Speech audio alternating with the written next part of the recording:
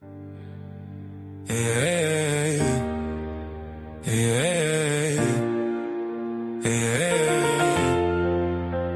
asymmetric flow, one way to go. Buy low when the market dips, sell high, link the curves. Collateral shifts, no need to think. Got my 0 to 1, constant price of product. P0 reference, X0 rate, hyperbolic edge, parametric twist, carbon ignites, DeFi ignites, strategy loops, buy, sell, repeat, MEV block, no sandwich, concentrated power, capital type, curves adjust, on-chain fly, carbon ignites, DeFi ignites, carbon ignites, DeFi ignite. Orders live, tweak without the close, range-bound biz, where the action grows, no impermanent loss, just trading views, bid-ass fees, market maker cues, yeah.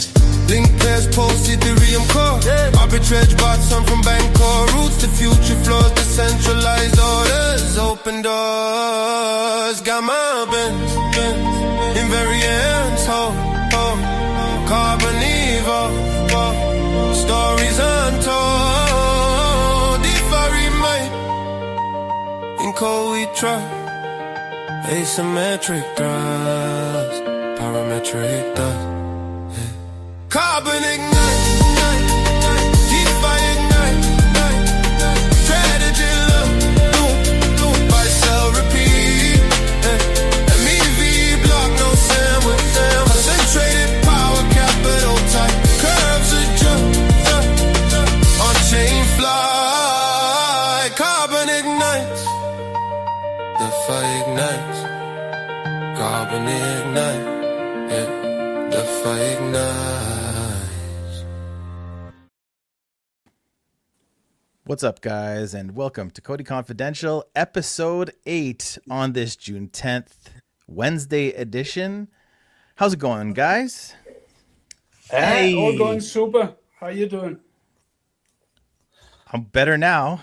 You guys know we had a little bit of drama with storms and electricity and hydro and all of that kind of stuff, but we're good now and we're ready to rock. So it's good to have you guys here. It's good to be here. This episode is all about COTI Carbon DeFi, but Amateo, you broke some news yesterday, and if you guys have been paying attention in the space, you know the narrative, right? Like, institutions will not move sensitive data on chain without confidentiality, right? And users are sick of having everything exposed. Privacy isn't just a feature anymore; it's the fundamental missing layer of Web3, and that's why COTI is positioning themselves this way, right? So yesterday you broke this strategic partnership with the Midnight Foundation. So just really quick before we get everything rolling here, we knew that we had to say something about it. And because you're here, if you could let it rip, man, we really appreciate it. Yeah, absolutely. And what's up, everybody? Thanks for tuning in. I'm actually really excited today to get into the Carbon DeFi conversation and hear from Jen and Mark and cover all of this. So I won't belabor too long because I'm going to be learning and listening in as well as you guys are today. But yeah, last COTI Confidential, I mentioned that we've had a banger in store for everybody, and here it is. So we officially partnered with the Midnight Foundation, and this is as you guys know, COTI and Cardano, thus Midnight, have some long history. And this was really an opportunity to leverage that to explore how do we now take this next chapter together via privacy. And they have such a fantastic team. And so really the details of what this is clearly laid out in the blog. We're going to be working on privacy standards. We're going to be working on abilities to connect ecosystem to ecosystem. As some of you might see out there, Midnight is quite large and quite established. And we're excited about this opportunity to work together to connect the ecosystem and embrace cross-chain composability wherever we can. Some of you may or may not know already that the Night token is already live on COTI network. And we're going to look at additional ways that we can integrate the Night token into the network and see how we can continue to bridge more via privacy on demand. We're going to be working on some research projects together, and of course, exploring how we can empower the builder and enterprise community to use our various protocols. So they have a great team there. It's been an honor and a pleasure to coordinate and work with them, and excited for where this partnership will take us. Awesome. Thank you so much. So let's get to it. Let's bring our guests in. Jen and Mark are here. What's up, guys? How's it going? Hello, how are you? I'm very well. It's so great to have you guys back. So great to have you guys back. You know, you're like Soeren and I's favorite guest. Like, well, Amateo's part of the show now, right? Yeah, so you guys can say that a little bit better than me, I think.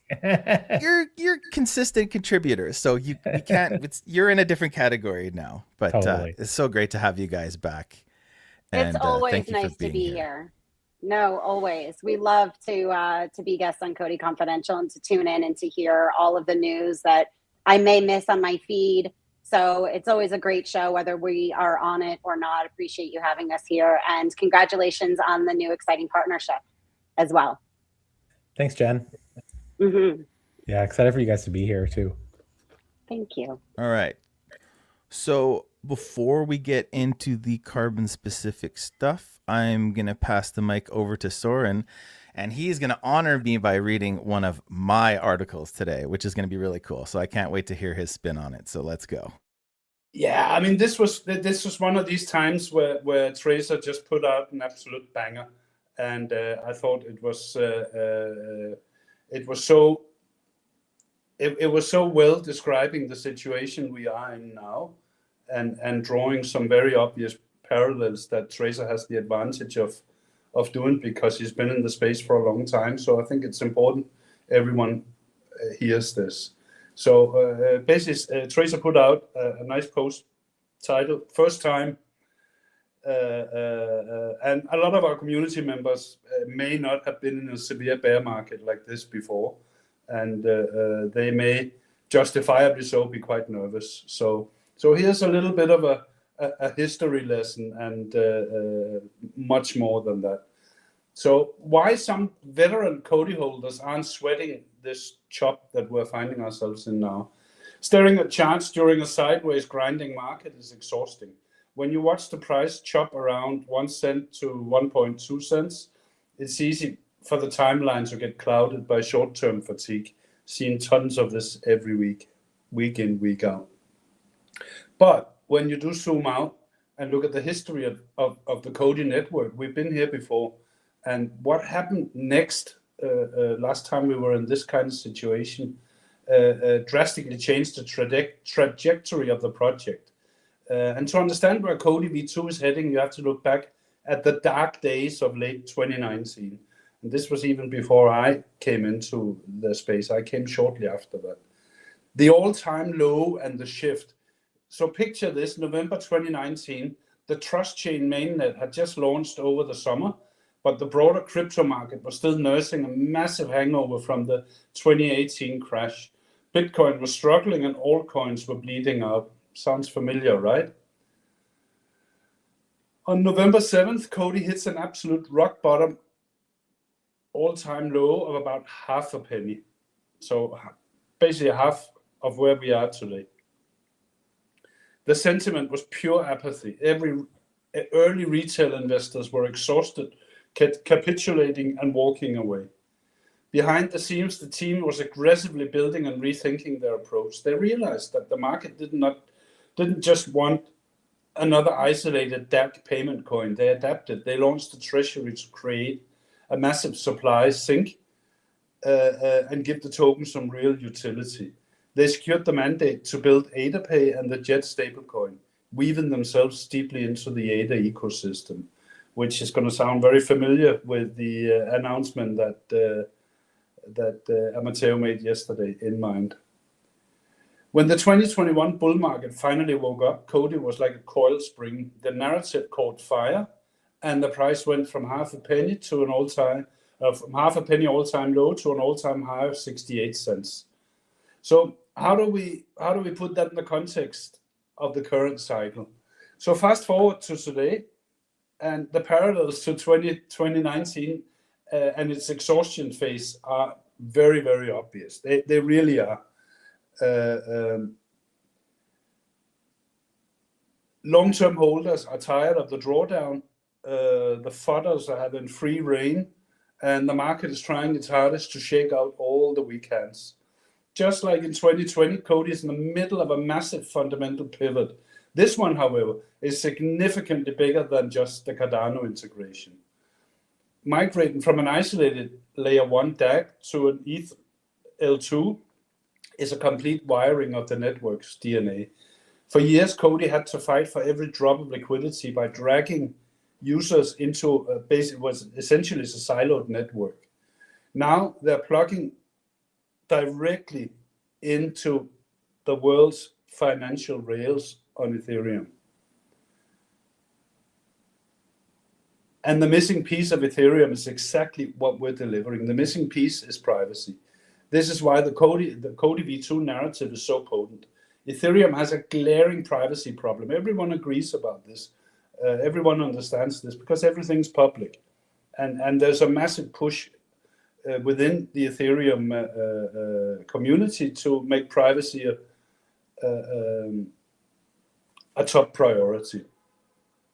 If we ever want true institutional adoption, complex decentralized finance, like private order books or confidential on-chain voting, Ethereum need a robust private layer. This exactly is where COTI's tech stack separates itself. COTI is bringing garbled circuits to the table, which is faster, lighter, and highly composable for secure multi-party computation. But we're not stopping there. We're also actively integrating COTI Nightfall, bringing powerful CK tech into the fold. And by combining the blazing speed of garbled circuits with the proven security and institutional credibility of CK-based infrastructure, we're building a comprehensive multi-layered privacy shield for Ethereum. So we're no longer pricing COTI against legacy payment coins or anything like that, like we used to. The market eventually is going to have to start comparing us to the massive L2 networks like Arbitrum, Optimism, Base, and so forth. Yeah, and this is the really important part. History shows that it's very, very prudent to pay attention when things feel the quietest, which is what they are now. So there you have it. Thank you. That was weird, man. Like, honestly, just to hear you echoing that. And it's kind of like, so this is like when things are kind of bleak in a bear market, back in the day, like what would we all do? We'd draw lines on charts and we'd speculate, right? So this was kind of like after years of doing that, and most of us always being wrong, this is like kind of, instead of drawing lines on the chart, this was like my contribution to that now. And it's like, well, what you know, parallels can we draw? And this is what I saw. And I just love how, guys, I had no idea that this midnight thing was coming. So I just love how the ADA thing was in there, and then talking about COTI Nightfall. So now we have something else to talk about, and I'm sure that we're going to be able to convince Amateo to come back in a week or so when he has time to talk more about Night. But yeah, that's the story. We talked a little bit about this last week, also for Mark and Jen. I'm sure you guys have seen the same thing.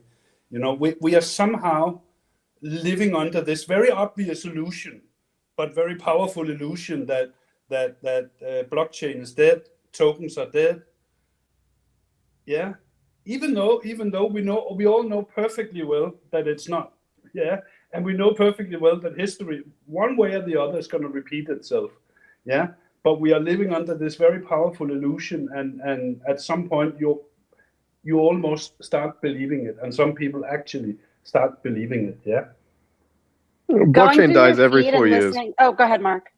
Yeah, but yeah, blockchain dies every 4 years. Honestly, like this is a part of the like, I don't know if I want to call it a market cycle necessarily, but maybe let's call it a sentiment cycle.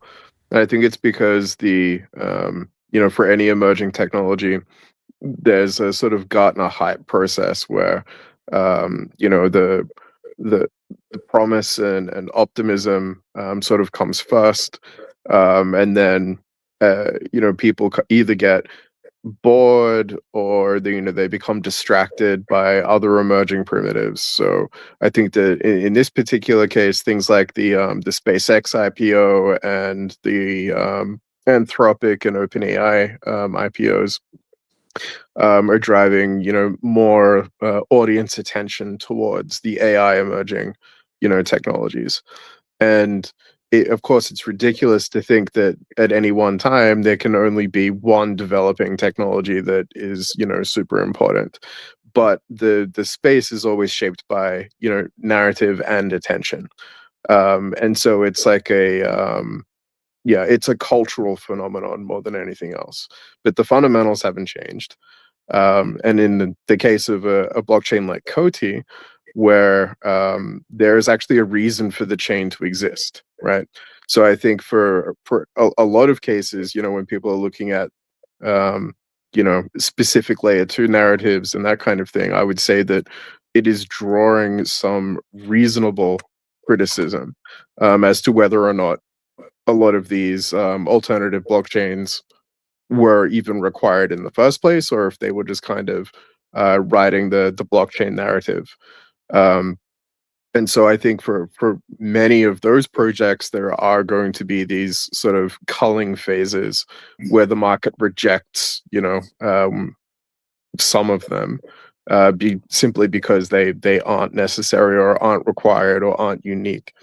But that's not something that COTI has to wrestle with, because to my knowledge, it's still the only blockchain with garbled circuits, and more to the point, the only blockchain with garbled circuits and now zero knowledge proofs at a time where privacy and confidentiality are becoming more and more important. So yeah, this is a sentiment cultural phenomenon sort of thing. It's got nothing to do with how good the technology is or isn't. It's something that comes and goes every time. Well said. Yeah. Thanks for jumping in, man, because I was kind of going to go to you there. So that's excellent. I know that when we set this up, it was all about Carbon's MCP and integrating COTI. So Jen, I don't know where you'd like to start, but like, you guys got a ton of stuff. I guess, have a bunch of stuff to talk about. So where do you want to start this? Because I still, like, at the end of the show, we got to talk a little bit about Mark's secret, which is no longer a secret. And then I have a final question for Mark that I've been dying to ask him for like over a year. So I knew the non-secret secret was going to be coming up at some point. So I hope Mark was prepared for that. Sure. I don't think he was going to be on the call without having to, answer some questions and do a little explaining. So no, I think with the MCP server, first of all, really exciting, because when Amateo and I first connected on this, it just worked out really well time-wise, that COTI was doing their, agent skills and we were working on the MCP server. And so when we had connected, it was like, hey, we've got this going on. Well, seriously, because we've got this going on. And it turned into this entire DeFi workflow. Like, it just worked out really, really well. So, for anybody who is unaware, we had both posted about how you have your agent. Now you can use the skills through COTI to create a wallet. And Amateo, I'm sure you guys have spoken about this before, and Amateo can add more to this, but to just kind of walk through the flow, you can use COTI to create your wallet, to call for funding. You guys are, funding these wallets to perform actions on COTI, whether it's send private messages, things of the sort. But now with the Carbon DeFi MCP server, you're able to connect directly to that as well, and not only pull live data. So it's, what are the most popular trading pairs on COTI network at the moment? What trading pairs are the most active, things of this sort. But you can also call the MCP server to create these strategies to simulate, to back test them against that historical data first before creating the strategies. So it's basically anywhere, like any of those capabilities that you have on Carbon DeFi at the moment, working directly through the contracts or through the app itself, you can use an agent and the MCP server to perform those, including the adjusting and everything else. So it really wound up just time-wise being perfect with what COTI was working on, with what we were working on. And I think that says a lot about, one, kind of where the industry is heading in a sense, right? But then also for both of us to be aware of it and to be building towards that same sort of thing without knowing, and to have kind of filled in each other's blanks in a sense. It worked out very nicely. So let's just do something really quick here, because I see this fatigue in our community and all over the place. And it's like a lot of us are so into agents and skills and everything else like that, that we know what all this stuff means and we're like following it. But for some people who don't really, like, we get this, like I've talked to Amateo about this, is like, why are we spending so much time on agents? Maybe people don't know what an MCP server is. So let's just like really quickly, if one of you, anybody can jump in here and just, can we preface what we're talking about here and what it actually means, please. This is something we used to like to do and on COTI Confidential, is like kind of explain things before we get really into it. So yeah, Amateo, I see you unmuted. You want to jump in? Sure. Yeah. Admittedly, when it comes to anything technical, I feel like Mark is more articulate than I am, and I'm a pretty articulate guy. Not just so you. I'm just gonna say that I always get complimented for being articulate, but I think Mark wins this one by all means. So, but I'll just walk through this at a high level. Skills essentially are a set of files that are in Markdown generally. That is any AI or LLM that you're using, whether that's Claude, OpenAI, if you're running your own agent with OpenClaw, Hermes, whatever these tools are, skills are a set of instructions that are embedded in Markdown files to tell the AI what you would like it to do and perform what kind of action and how to go about doing specific things.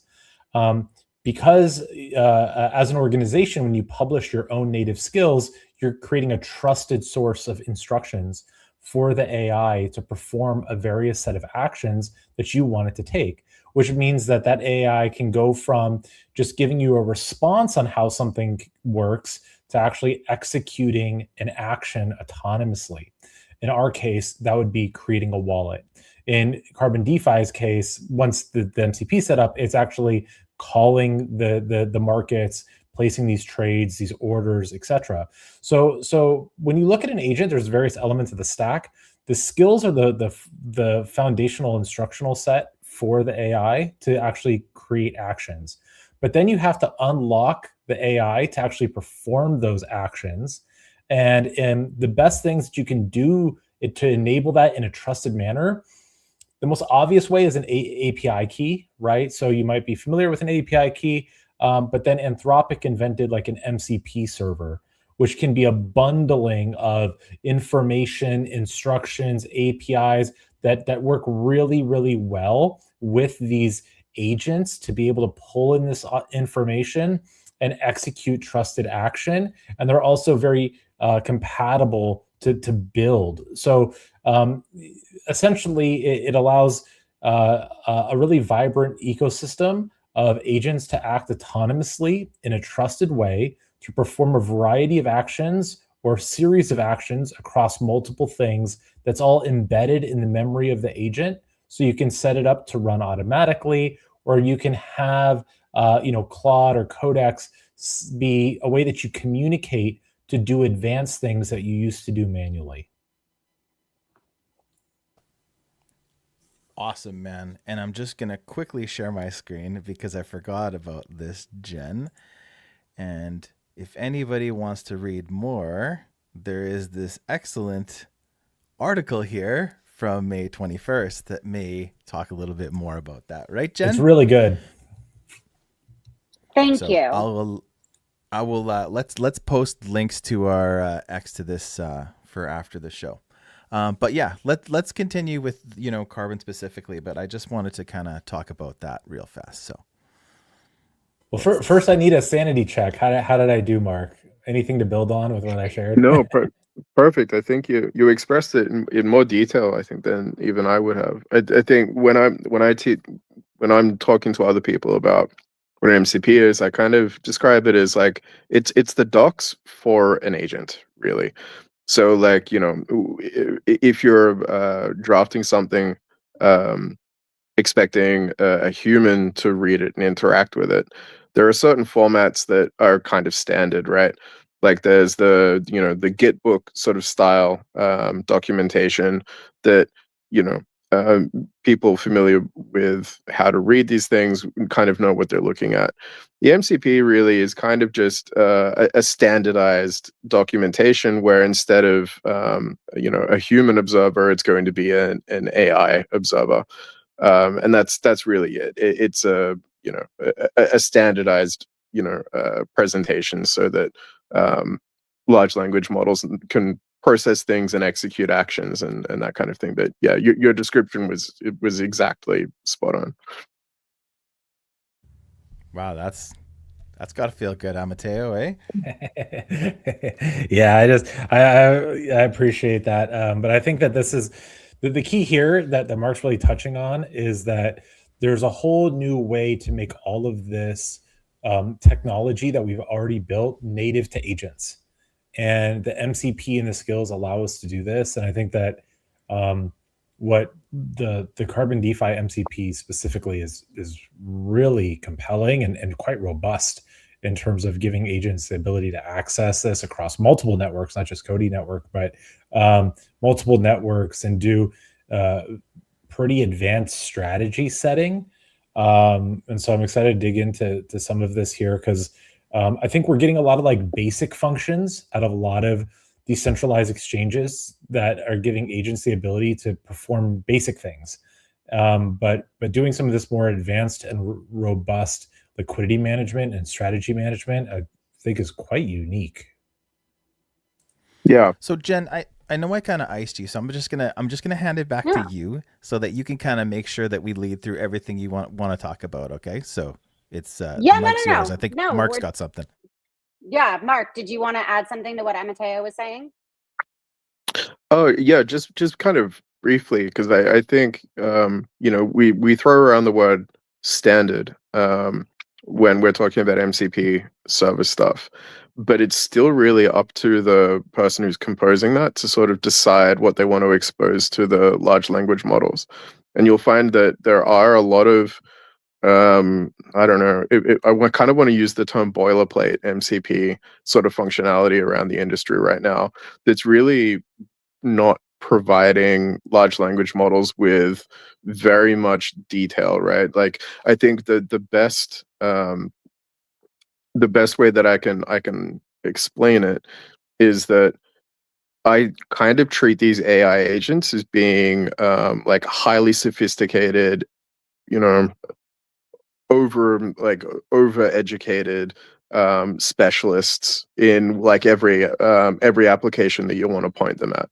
And so it can feel like a bit of a wasted opportunity to not give that AI access to like the entire control panel of a protocol. And a lot of that stuff is usually not exposed on the like user interface. And so I think the naive approach when you're building an MCP is like, well, it's just the UI, but for an agent. And what we've really done on the Carbon DeFi side is say, well, actually, it's all of the stuff that's exposed on the UI, and literally all of the stuff that isn't exposed on the UI. So the agent can have full access to the protocol and get all of the data structures and everything that's kind of implied or explicit in how the contracts are organized. And that allows agents to achieve things that even an expert human user with access to like the web app would not be able to achieve. And I think that that's the I'm hoping that over time that becomes more of the standard industry mentality when it comes to MCP servers. we're so early in this that I think if we as an industry really wanted to set a different standard, like what Mark is saying, rather than just saying this has already become the standard, then we can actually create an entirely new standard and really start exposing all of these things and making DeFi that much more accessible to users. Amateo, I know you were saying it's making it accessible to the agents, and of course behind the agent is a user. But I think for Exactly. so many, the way that the agent can break down these different concepts, or the way that you can speak to the agent and discover these different sorts of capabilities in a way that you might not be able to achieve this sort of thing, like the recurring strategies, for example. Any trader is going to, like professional trader, they want to buy low and they want to sell high, and they want to find a trading pair that has that sort of volatility profile. But Carbon DeFi is the only DEX out there where you can actually achieve this. So when you say, I just want to buy low and sell high, I just want to start buying at this and I just want to buy down to this, or I want to start selling at this and I want to sell up to this. Like it makes it that much more accessible to users as well, like through the agent, who can then kind of explain these things a little bit more thoroughly than you might be able to, interpret from the docs yourself, or accurately to a different level of understanding, I think, which is why the MCP is so nice.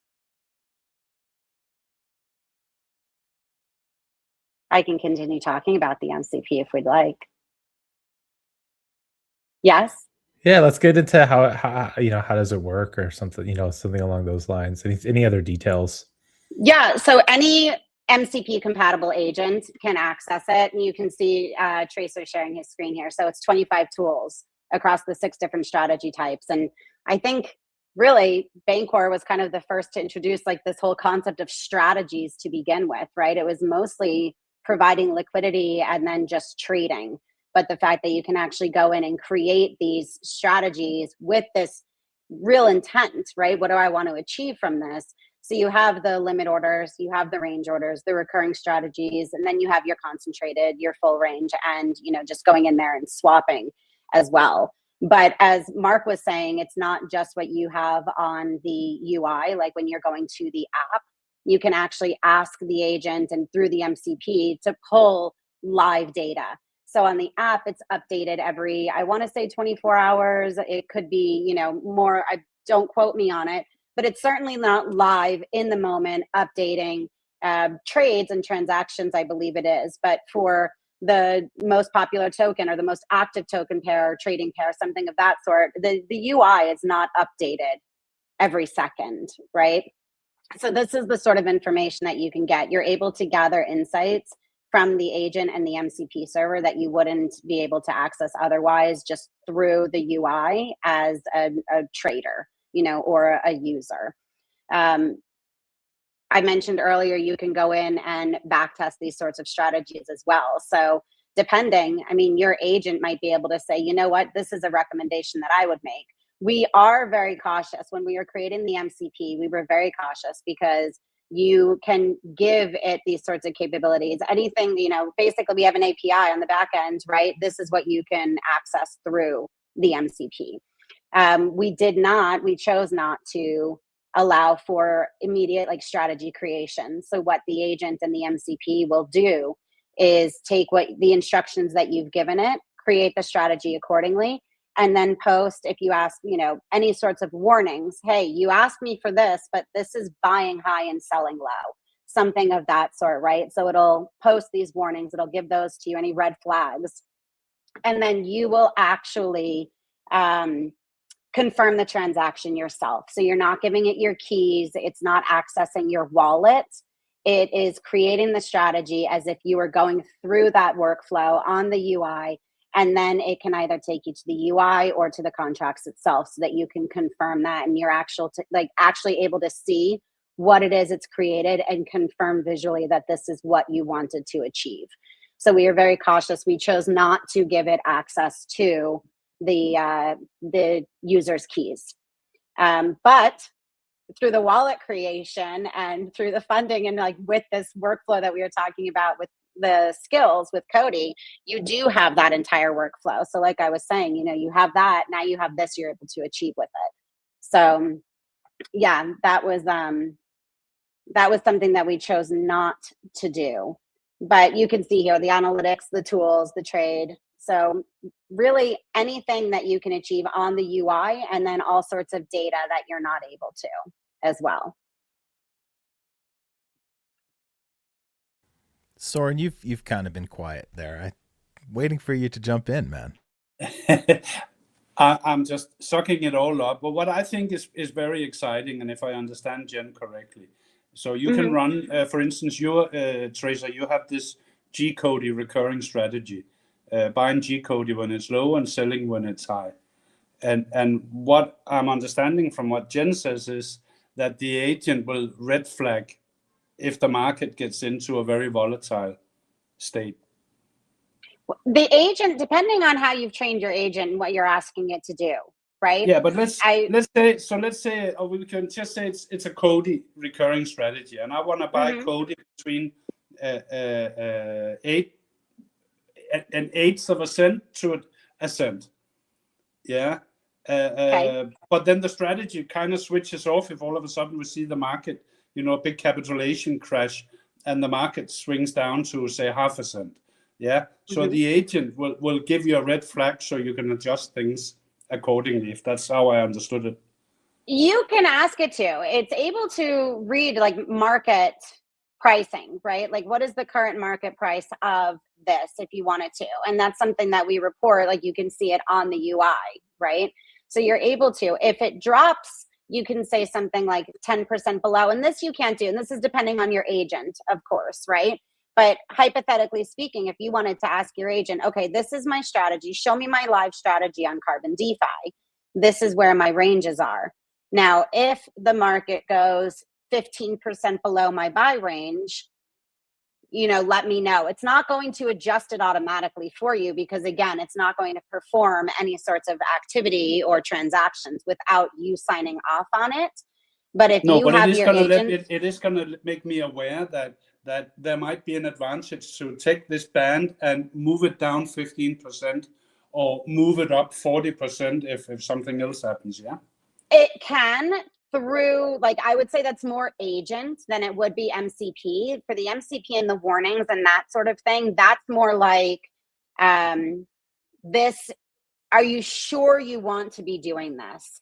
Right. If you happen to mix this up and say, okay, I want to buy here, and it happens to be that sell range, and you just aren't, we were talking about being articulate earlier, right? Like if you're just not conveying this clearly to the agent, or it misinterprets and it says, are you sure you want to do this? The same way that we would red flag it on the UI and say, hey, you're buying lower than where the market currently, like you're buying here. Is this really where you want to be buying? Is this really how you want to be setting up this strategy? Now, if you wanted to go further and train your agent and say, Mark, you unmuted. Do you want to add? Yeah, so I just want to sort of maybe disentangle two different concepts here. So when Jen was referring to sort of these like asking for explicit confirmation from the user, I would refer to this as hallucination mitigation, which at least for the time being is a completely unsolved problem in AI. And depending on which school of thought you choose to follow, it could be that hallucinations are going to be with us, forever. It's just a hard baked artifact of the way that LLMs operate. And so when we say that, the way that the MCP is structured is so that the agent cannot, will not be able to just execute without first showing you what it's going to execute. That's how we sort of mitigate the hallucination problem. And that's not an MCP server issue. That's a large language model issue. So yeah, it's very risky, and probably no one should ever fully delegate financial decisions to an agent specifically because of the hallucination problem. And so in this particular case, the MCP does not allow an agent to take an action before showing the user exactly what that action is going to be. And then what Soeren is referring to is basically how much financial advice do you want to subscribe to if the large language model is offering it. And that's obviously something that you can do, and that's MCP adjacent, but not explicitly encoded in the MCP. That's going to be something that the large language model itself and the agent that you're running is going to be capable of. But let me give you an example of something that you can do with like in an agentic flow that's slightly different from what you might get on the user interface. At the moment with Carbon DeFi, we've got a huge amount of information in the back end, and then it would be completely overwhelming to sort of present a user with all that information on the web app. But one of the things that you can do, for example, is say, okay, search all pairs, or for a specific pair like COTI, G-COTI, say, okay, show me all of the positions that users have set up this way. And that's a lot of scrolling and like looking through things individually. Whereas with the MCP, it's like, can you just provide me everything with a list, and then give me a range order that's between the 25th and 75th quartile of the bids and asks or something like that. And that's something that the MCP will allow. So it will scrape all of the data from all of the strategies that have already been created in the book, and then provide you with, very specific information about where the bidding and asking ranges are, what the average spread is, and that sort of thing. So that if you wanted to create, for example, bidding liquidity or asking liquidity that is created with the specific knowledge of what the actual liquidity structure already is for that pair, that's something that the MCP can do very, very quickly via an agentic interface, but would require a huge amount of information ingestion by a user via the normal UI process. So the kinds of like the quality of information that you get via the MCP is much, much richer, and that allows for better financial decisions to be made, whether or not it's you yourself who is accessing this information via your agent, or getting the agent itself to make recommendations is really up to you. That's something that is still in the user's hands. But whatever the outcome, like whatever your specific flow is, at the end of that process, the agent is still required to show you what it is that you're planning to do, and the user still has to confirm it before it executes. You mean you don't want to loop it to infinity to use all of your liquidity? That's again, that's a user-specific behavior. We don't prescribe anything, but users are free to do what they like. Yeah, that's a deep cut joke for AI geeks of just the recent week. But yeah, Mark, I think that's brilliant. Mark, I just want to double click on that for a second. It was like it's kind of an insane unlock to all of a sudden be able to use these super intelligent systems to negotiate this stuff that you just used to think about in your head, or like try to figure out what the move is here. And it's like, the thing that I think about this with what you guys have built is Carbon DeFi and Bancor has like designed this system that already makes navigating these markets so much more sophisticated to find these opportunities and to execute on them than you would in any traditional, especially like marketplace, let alone decentralized. And then you get to add that layer of actually negotiating those positions and figuring out what to do with the LLM is kind of insane in terms of the potential here. I just wanted to see if you could like expand on that a little bit, because like I feel like it's really easy to just take all this stuff for granted and be like, oh, cool, it's new and shiny, when we don't realize like, whoa, like a year ago, this kind of stuff would have never even been thought possible. Yeah. So let's explore this a little. And when it comes to building a web app, you kind of have a let's say a guiding product like archetype that you are presenting to users that you think is going to appeal to the widest possible demographic. And this is like a necessary, I'm going to say concession, right? It's a compromise, because often the systems themselves are much more capable than what the web app would ever suggest they're capable of. And so if you consider what a typical user flow would be like on any exchange, right? They will, log in with their account, let's say into Binance or something. They, fund their account. They decide that they want to perform a trade or whatever. And then on something like Carbon DeFi, you get a little bit more flexibility than that presented to you via the web app, because you've got these ranges and so on and so forth. But in both of these cases, there are highly sophisticated individuals who are much, much fewer, because they, the barrier to entry is much higher, because your level of, the level of sophistication and assumed technical intelligence is much higher. But they will interact with these exchanges via API, right? And so there's the 99% of people interacting with Binance will do it via their browser, using the website that Binance is providing for them. But then there's that 1% that is doing it out of their command line, right? That's seeing the entire order book structure and making decisions on like literal order flow as it's coming in. They might even have a ticker of all of the trades that are being executed at a single time, before deciding, how they're going to trade and that kind of thing. And I think what the AI component is doing here, in speaking to the point that you just made about what's possible, is that now you've got this like this agent, right? This resident expert that's here to help you become that level of sophisticated, that does know how to run those kinds of things. And with the MCP server for Carbon DeFi, you can sit down with your agent and say, how would you assist me in making this kind of complex decision? Or like, what would let's say like a Kelly better, or like log utilitarian like betting or bidding profile look like on this specific token pair? And the agent will say, well, here, let me just pull that data for you.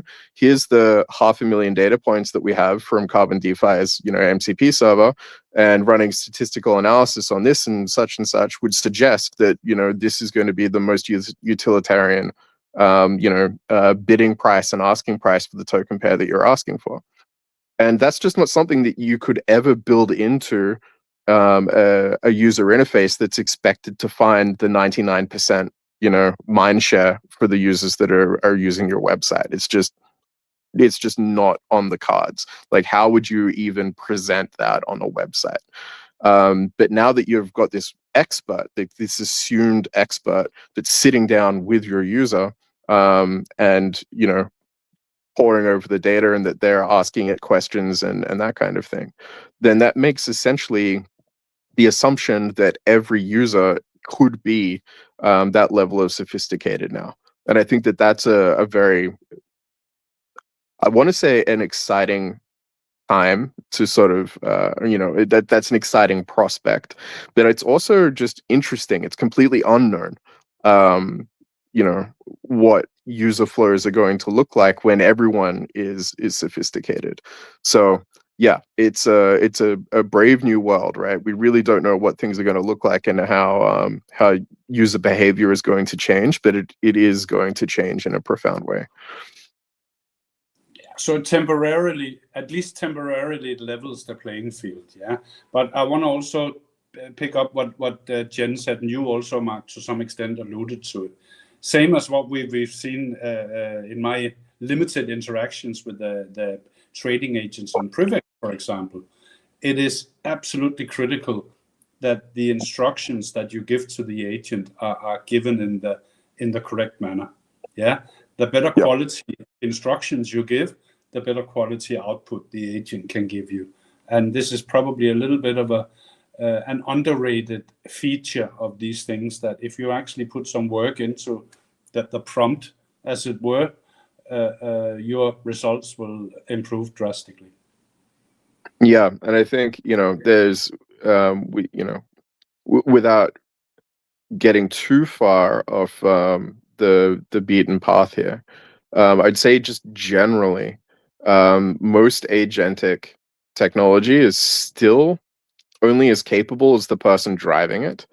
And I think that, we're seeing this in sort of tertiary education now, where people are completing degrees without really understanding what it is that, they've got a degree in and that kind of thing. And I would say that even those kinds of people that have completely outsourced their critical thinking skills to an AI are never going to be as capable as the people that have actually understood the topic material that that they're going to be conversing with their AI in their future careers. And that's really, like, I think the paradigm that we're entering into. And so that would probably be the one word of caution here, that I want to remind listeners, is that you really shouldn't be entrusting the AI too much. Like, you want to be the expert that's guiding this highly capable intern, right? But you are its manager, and so the burden of responsibility to understand what it's doing still falls back on you. And I use the term manager here because, even being a manager myself, usually I know what I want people to achieve.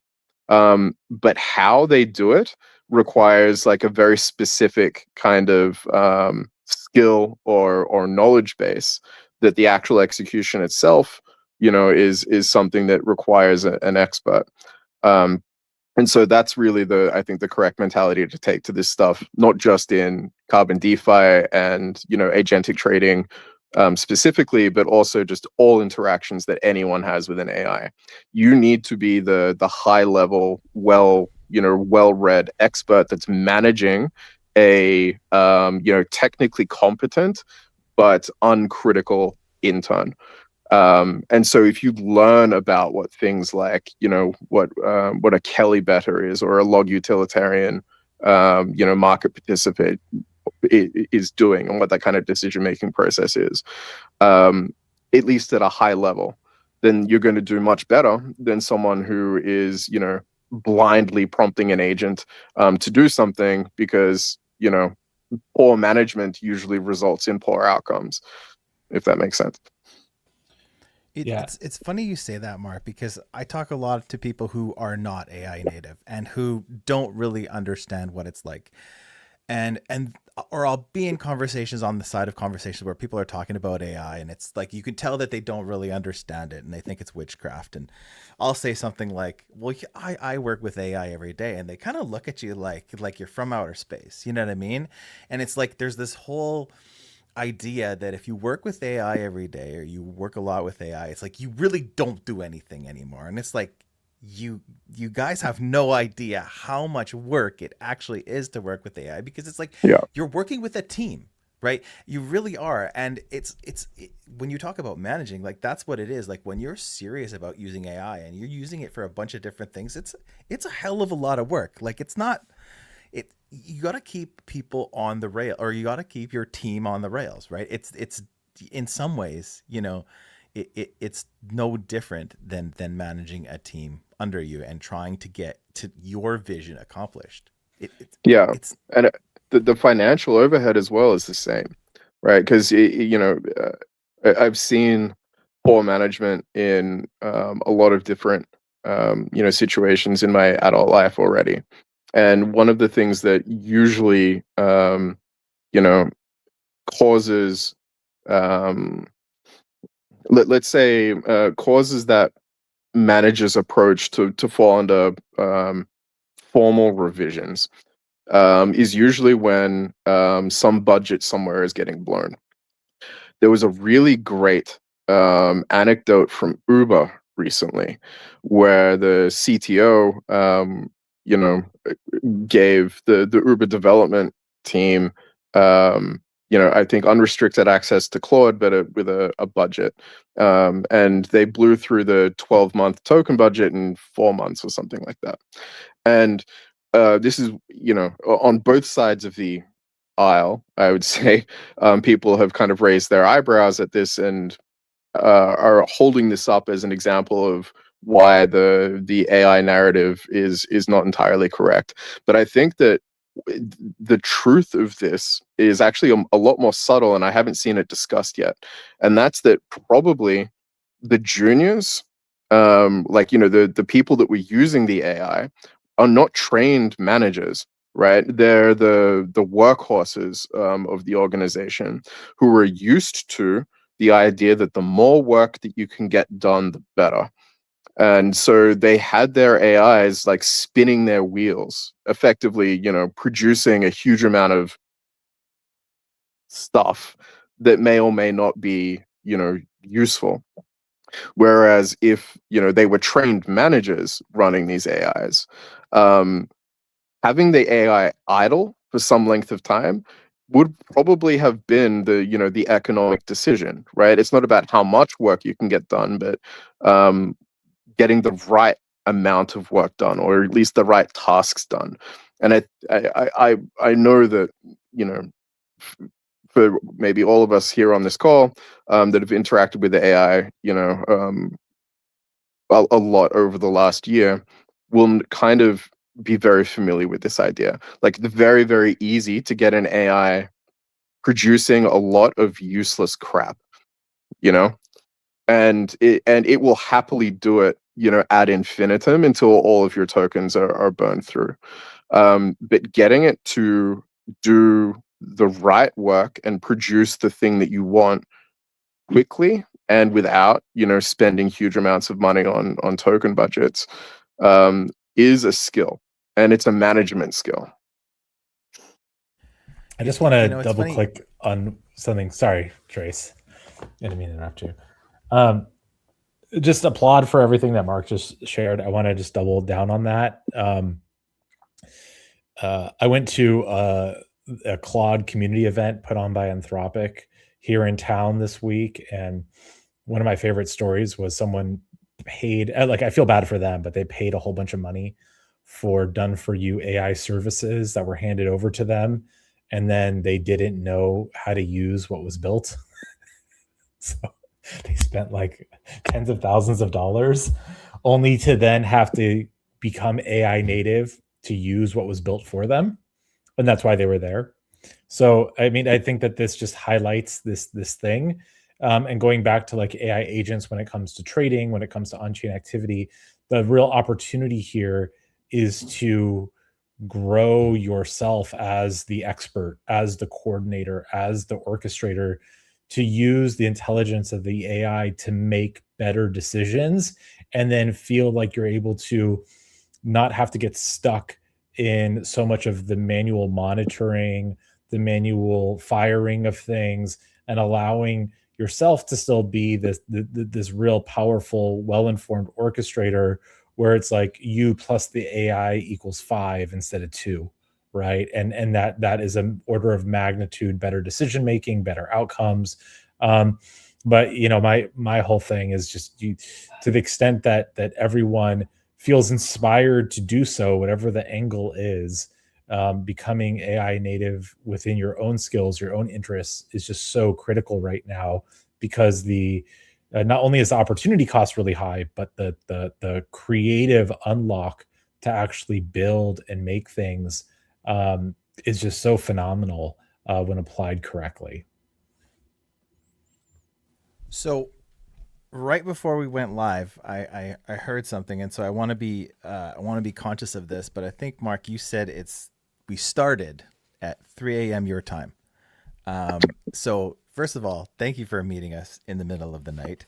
You're welcome. And we are at the hour. So I want to be sensitive to that. But I can't end this stream without, and I know it's not going to be enough time, but could you just tell us a little bit about Mark's secret? You know what I'm talking about.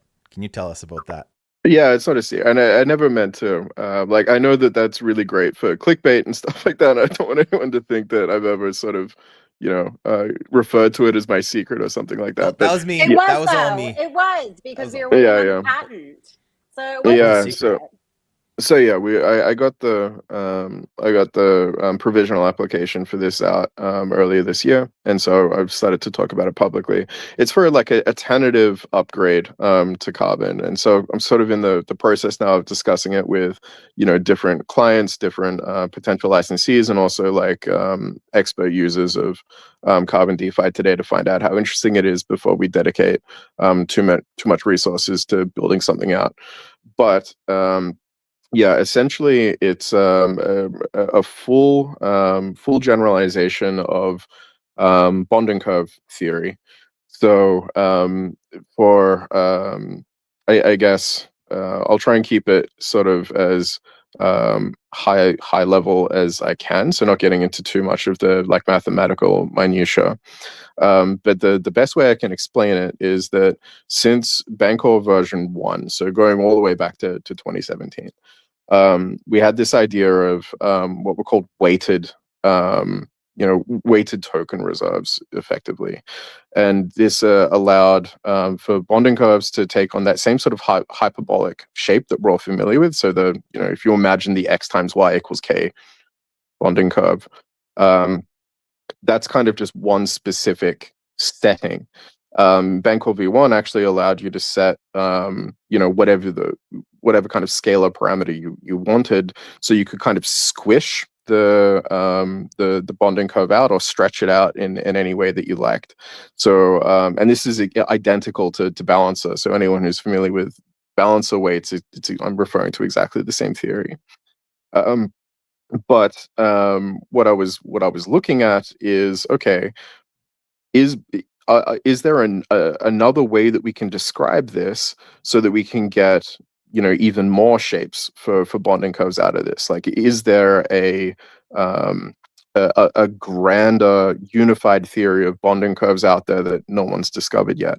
And I think I found something like that certainly hasn't been described in the literature before, but has kind of been touched on in like mean value analysis over like the last 400 years by a few different mathematicians over history.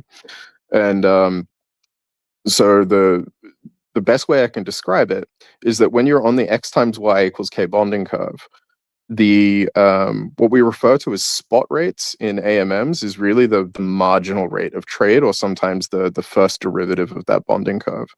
And whenever you're performing a swap, you're kind of trading from one marginal rate to another marginal rate, and you get sort of an average rate of those two things. And so I thought, okay, I wonder if I can use that as a universal constructor. So what happens if instead of defining a bonding curve first and then deducing what the mean rate exchange profile is, can we instead prescribe the mean rate exchange profile and then generate a bonding curve from that? And what that has resulted in is this really interesting continuation of the original Bancor V1 theory. And I want you to try and picture this in your mind. It turns out that under this specific parameterization, the Bancor V1 and Balancer and Uniswap and all of these different AMMs from the beginning of DeFi up until now have only been exploring the this specific parameter on the open interval between 0 and 1, right? So at a half is exactly the x times y equals k bonding curve. At 0.75 is the 75-25 weighted pool, and so on. But you can never quite get to 0 and you can never quite get to 1 because you encounter these sort of singularities that would usually break the way that theory was organized. But I've reorganized it so that now you can actually break out of that interval. So we've only been exploring between 0 and 1 this whole time, like the last decade. And now, using this new theory, you can explore the entire real number line. So between negative infinity and positive infinity. So just think about how small that interval is that we've been exploring today, between 0 and 1. And now we can explore between negative infinity and positive infinity. And what you find is you get all of these familiar shapes. So for example, instead of hyperbolas, you can also get parabolas. You can get like cubic curves and everything else. And it's all described by the same function.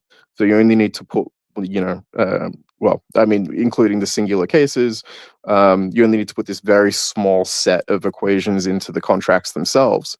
And this allows users not only to select their range, but then also the liquidity distribution within that range. So if you're, for example, selling, let's say, ETH between, I don't know, $2,000 and $3,000 or something like that. At the moment, Carbon DeFi prescribes for you a geometric mean of marginal prices, sort of distribution of liquidity. But using this new theory, you could bias your liquidity, between, or towards the bottom or towards the top of that range on a continuum.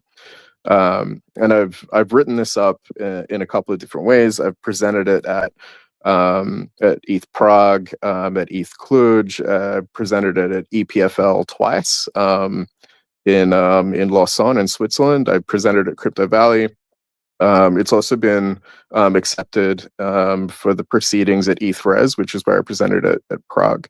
And so I can share, some of these write-ups and things if anyone's interested in learning more of the details. But yeah, it's effectively a complete, like turning the bonding curve theory literally on its head, rather than defining a bonding curve and deducing this particular liquidity profile. Instead, I say, well, can we define the liquidity profile first and then produce bonding curves that way? And it turns out you can. And if you do it that way, you actually get a very compact set of equations that gives you full generalization to an infinite number of bonding curves, including curves that are impossible to produce using AMM theory as it's been described over the last 10 years. Amazing, man. Thank you for that short yeah, intro. I'm sorry. I know it's I know it's heavy. No. Yeah. I get it. I get it, man. No, it's it could be a couple shows, I'm sure. But yeah, we really just wanted to hear a little bit about it. And that's amazing. I won't get you that's insane. It is amazing. Honestly, the blog that you were showing earlier, Tracer, I got on a call with Mark, and I think we were on that call for an hour, and it flew by because I just wanted to continue picking his brain. Well, wait a second. So explain this a little bit. Let's get deeper into this. Let's keep going here. So he laughed. That is the short version. I don't think that you can really have a shorter version than that, but to really get into all of it, I mean, it was like we were talking about before, on the previous calls when it was first mentioned. Mark, I mean, how many equations was it total? I mean, depending on which document. So like the invention disclosure has about 600 equations in it at the moment. And it's worth when I say that this the work that I did was accepted for publication in the proceedings at ETHRES, like that paper is like a formal mathematics paper. So it's split up into lemmas and theorems and propositions and corollaries and that kind of thing. Like it's establishing the new mathematical framework that I think is the better framework for describing all bonding curves, or at least a specific family of bonding curves. And yeah, that's the compact version. So that one, I think I got into something like 20 pages, whereas the full disclosure is probably going to be 1,000 pages before it's finished. Unreal. And it's a textbook, really. And you used mostly AI to create that, right? Actually, when I started doing the proofs, it was actually really helpful. I found OpenAI's one, so ChatGPT's mathematical capabilities are now useful all of a sudden. Like I think with the last model, basically the whole time I was developing this model, I found none of the AI were at all useful. Like it was a waste of time. I would have to corner it by sort of teaching it the math that we were doing first and then seeing if it could do anything with it. And it was just a complete waste. But over the last 3 or 4 months, something's changed. And all of a sudden, these things are really mathematically savvy. And it was really helpful to collaborate with ChatGPT to make sure that the structure of things is sound, and that there weren't any gaps in the logic with how the proofs were structured and that sort of thing. So no,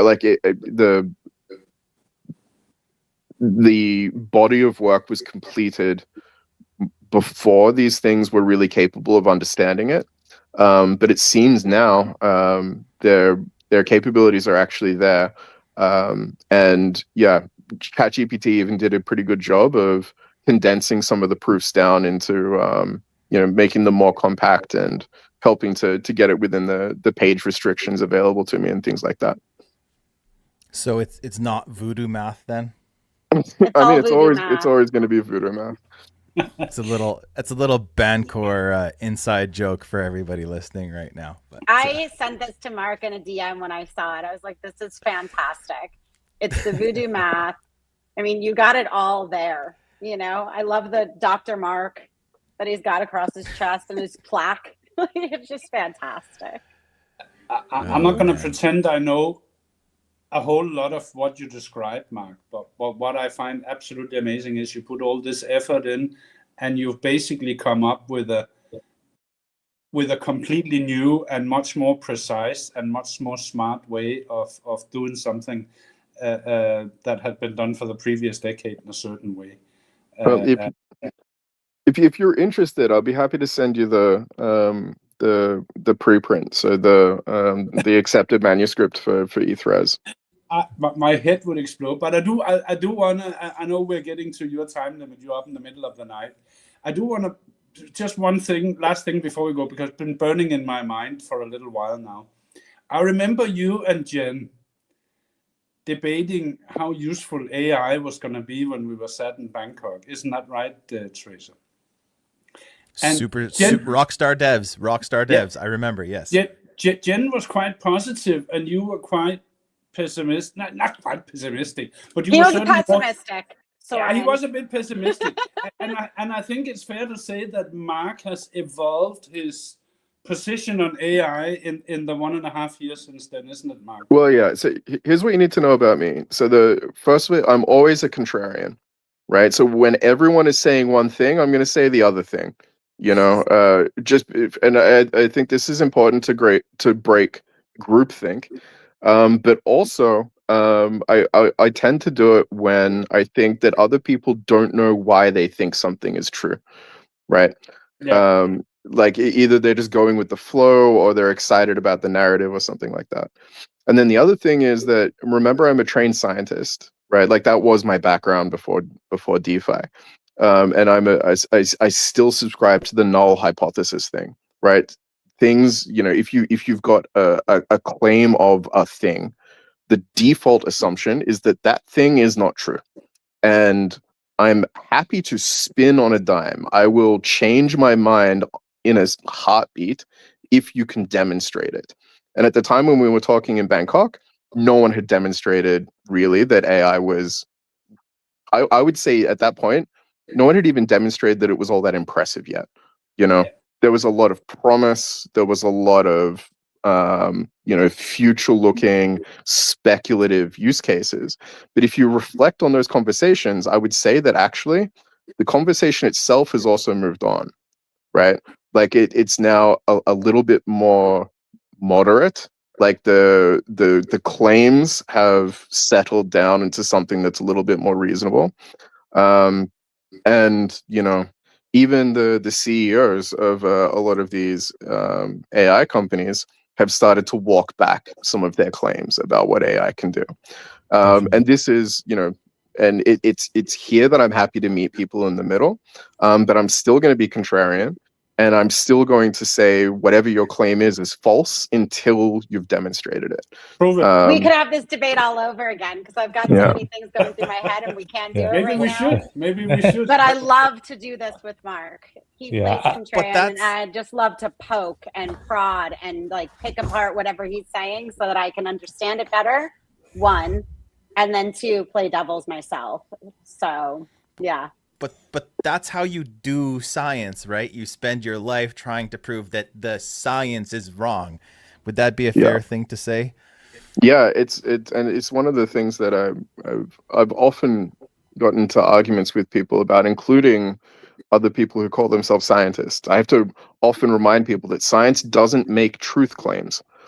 It only says things aren't true. We actually never know if something's true in science, right? We have models that so far haven't broken, but we still always expect them to break, right? Some models are useful, but that never means that they're true. Scientists never say something's true. They only say that things aren't true, and here is why. So you don't love the phrase "trust the science," then? No, I really hate it. Well, it depends. You can trust the science when it's saying that something is provably false. That's when you should trust science.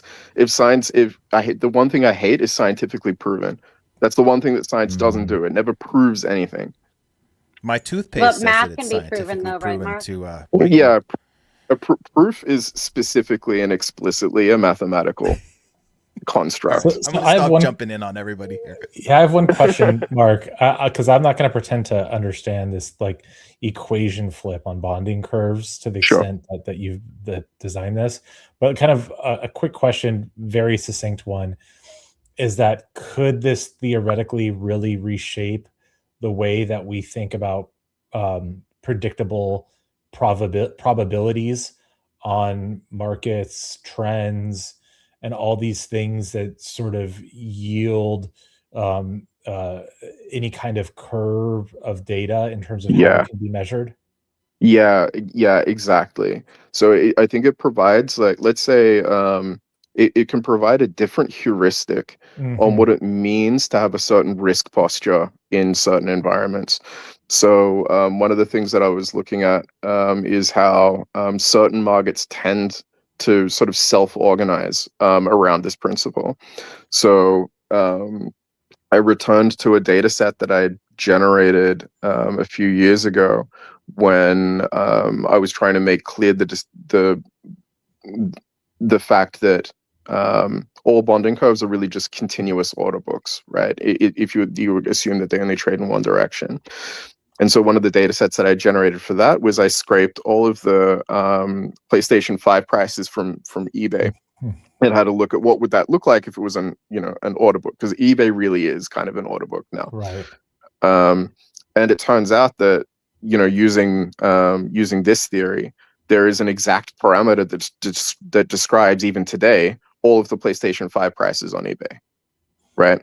So like the market does generate, like it is an emergent phenomenon of something that it seems very fundamental.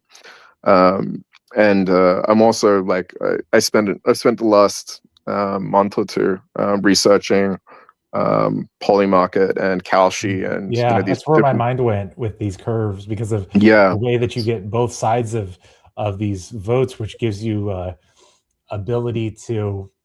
That's exactly where my mind went. I was like, if you can establish that range of a bonding curve, your ability to measure a prediction market with a predictable outcome becomes far more reliable.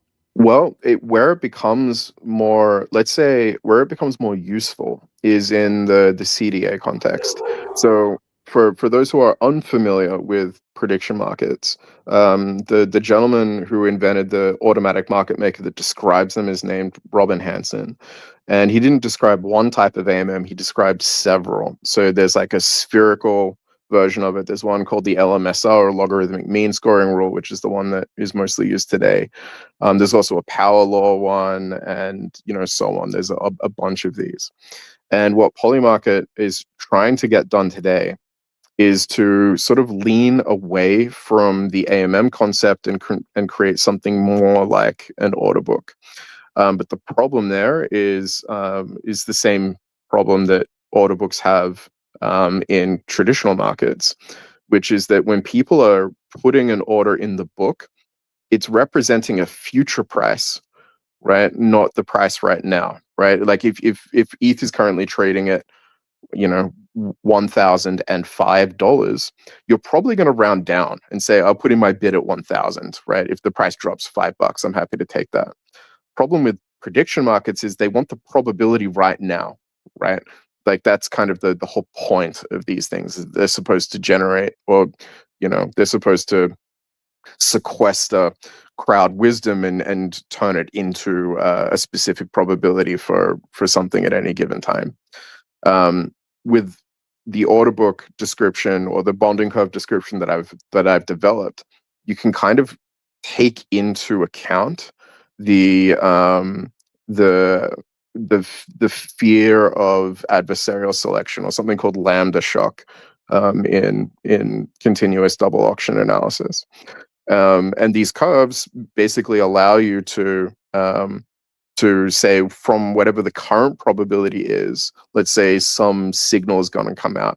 So, for example, if there's a prediction market on whether or not the US bombs, Iran in the next 24 hours, you can imagine there's going to be a whole bunch of things over that 24 hours that might affect that probability. Things that Donald Trump publishes to Twitter, or things that, news broadcasts are discussing, or something like that.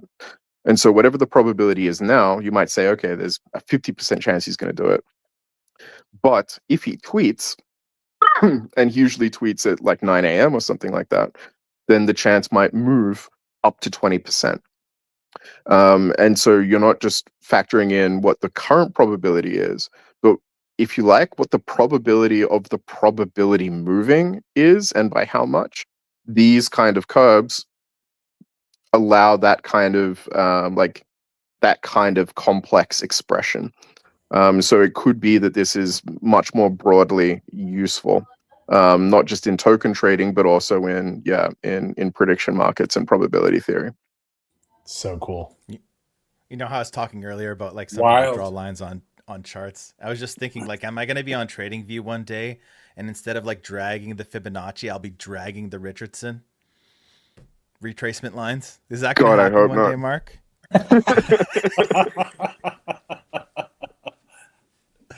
Oh man, absolutely brilliant.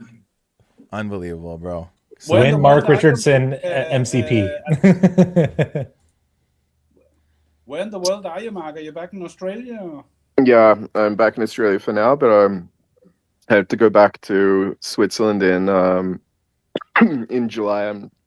I'm teaching at the University of Zurich Blockchain Center for their summer course. So yeah, I'll be back in Europe in about a month. Amazing. Thank you so much for being here, all three of you. 4 of you, but Soeren, I don't thank him anymore. Nah, but no need. Before we cut off the Carbon Crew, is there anything that you just wanted to, like, I feel like we haven't talked to you for a while, Jen, so is there anything that you wanted to say before we end this one?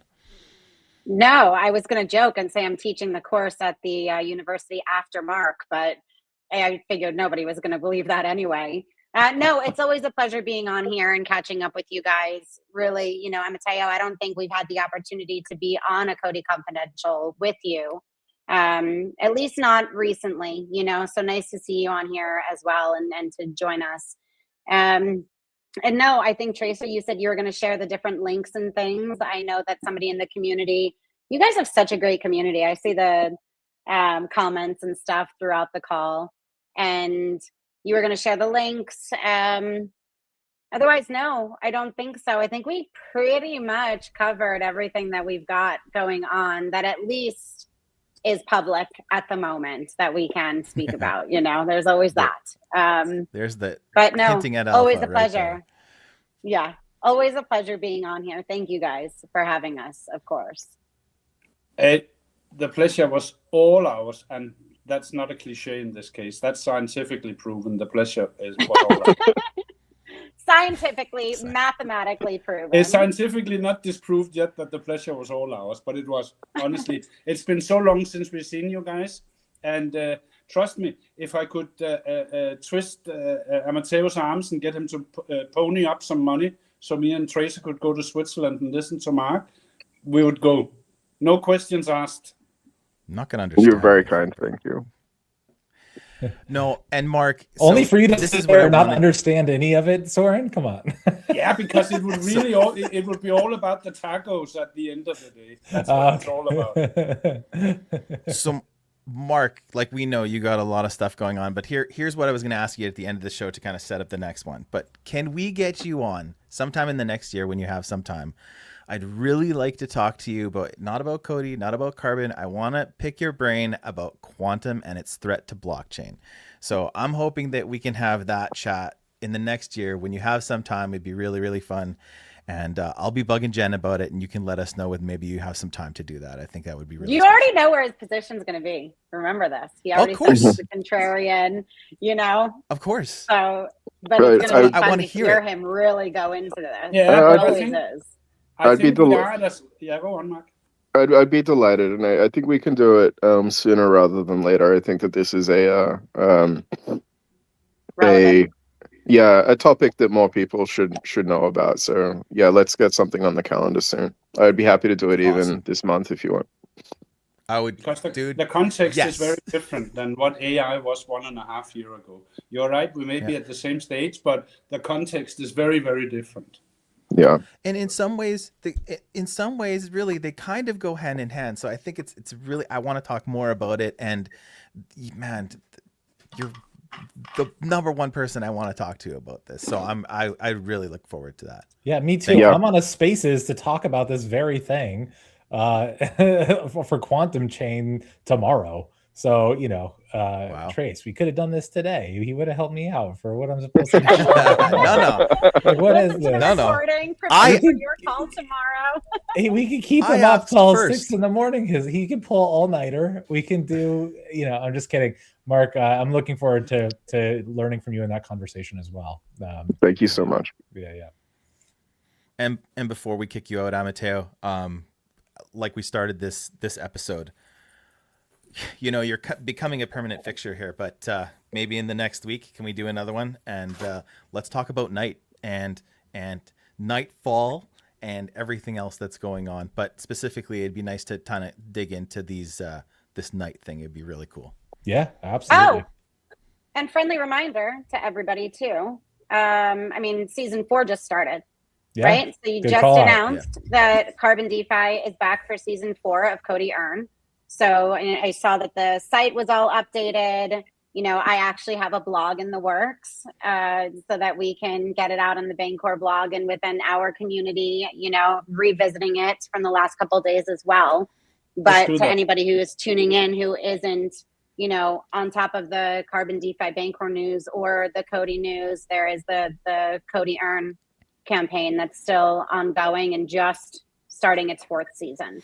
Yeah, So. thank you for that plug, Jen, that I absolutely forgot about, our own Earn platform. So definitely check that out. The thing that's great about that's super cool. It does require a little bit, I think, of manual intervention here, but you set up the agent using the skills and your agent starts deploying on Carbon DeFi. That agent can also connect to Earn and earn for you on Earn while it's on Carbon. I think that's, all the dots are sort of connecting here, which is really, really cool. So definitely go check out the latest season of Earn, play around with these agents and start earning with your agent. And Jen and Mark, it's always a pleasure. And it's really a joy to collaborate together. Always. Thank you. You know what, Thank guys? you so much. COTI Confidential is into its 3rd season. When Soeren and I started this, it was all about not us talking, right? Not just us, right? Having guests, having community members. So that's why episodes like this are really, really special. And having Carbon DeFi, Bancor, Jen, Mark, you guys on the stream again. It was fun to have Glenn a little while ago, right? Maybe we can get him back on one. He's a cool guy. I'm following him on X, but I want to thank you all for being here so much. Mark, especially for being with us so late. This is episode 8. What are we looking forward to? We'll see Amateo in about a week. We'll talk night. And in a month or so, we're going to get back with Mark. And we'll bring in Jen for this one too, because come on, Jen, you just got to be there, right? So in about a month, and we'll talk quantum. I will be there. This If I'm is welcome us. to join, I will be there. I wouldn't pass it up. Literally us from coast to coast and around the world. Thank you for being here, and we will see you all next time. Take care, everyone. Thanks, guys.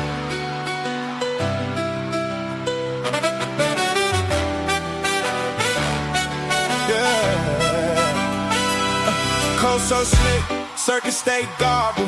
Encrypted hustle, no chains, no marbles. Faster than the rest, cost stays humble. Breaking through the game, watch others crumb. Nobody do it like this.